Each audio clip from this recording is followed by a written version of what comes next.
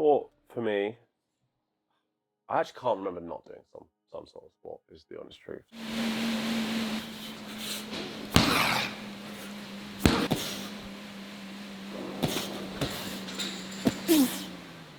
So I think somewhere around 4, 5 or 6, I'm not 100% sure, I started doing judo. And the reason I started doing judo is because I was an unmanageable child. Like really unmanageable, like a real problem. Like my mum lost friends over how difficult I was to be around. Like I'd pull babysitter's hair out, all sorts of really like mad stuff. And I just had so much energy. I was climbing all over everything. I was insane. So they were like, something's got to happen. Stick him in martial arts, and I was rubbish. I was really rubbish to start off with. I couldn't do rolls, and I had dyspraxia, and that's a coordination disorder. Just makes it hard to like move your body in space. I don't know how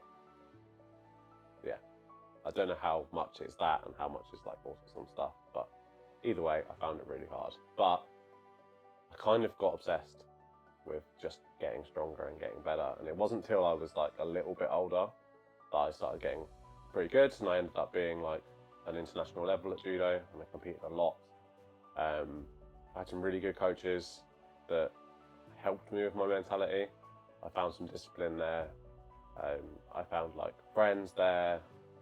I was still like not very confident though. I'd say that judo didn't really make me confident, but what it did is it made me strong. Like I was really strong and like a really, really hard worker through judo. It's probably one of the hardest like conditioning style things you can do, and getting thrown on the floor like 100 times in an hour like will make you pretty tough, to be honest.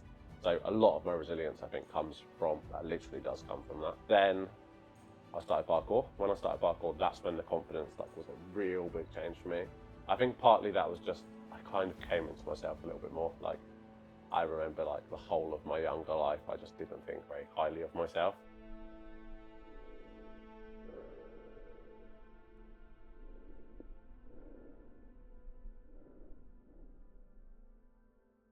So the way I think that like my past kind of defines who I am now is, I'd heard something a little while ago that is, we grow into what we needed as a child. Makes me emotional, that. Yeah, and it's just, I think I needed like a male figure that was actually going to keep their word, actually going to do the things they said they were going to do, actually cares about people. When they say they want to do something, they're going to do it and they're going to push for it, and like they're a stable individual. And then really that leads into my work, like eventually just helping to guide especially young men into just being more honourable versions of themselves, making decisions based on what they want, but also being aware of the world around them, allowing emotion to exist.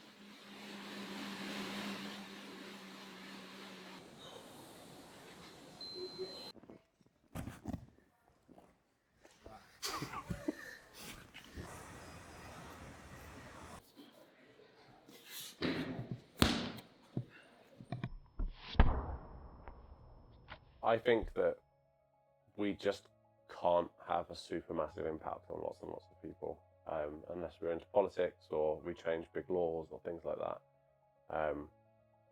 I'd rather just actually have an effect, make a bit of like legitimate difference. Yes, way better.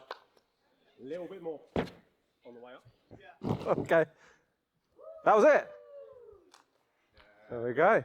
Now we've got to stay on our feet. The easy bit. It's harder than the pit, to be fair. Cheers, man. Thank you. It can be really subtle. It can just be like being a place where, so I teach loads of kids. They're not all like really advanced or really good at parkour. Parkour's not always their like main thing, but if I'm a place where they can turn up and they don't have to like mask who they are, that's a big difference to them. To just be like, oh, like they'll come in. I've had a kid come in the other day and was like, oh, I can't do this because I have ADHD. And I was like, brother, I have ADHD. Like, you're fine. There's so much you can do, all sorts of stuff. And they said like, oh, so when I'm older, I could be like you. And that's one of those things where, one, yeah, obviously it feels really good to have a kid be like, oh man, I can be like you are. But realistically, it means he thinks before that, just didn't think it was an option. That kid can now go on to do like I'd hope they do better than I've done. You know, like that's the truth of it. But that kid can now go on and do some really big things and have the same, take some of what I've done, and if I've done something to help someone and they recognize it, they might then take that ethos into their own life, and then it can just spread. Mr. Sprattington.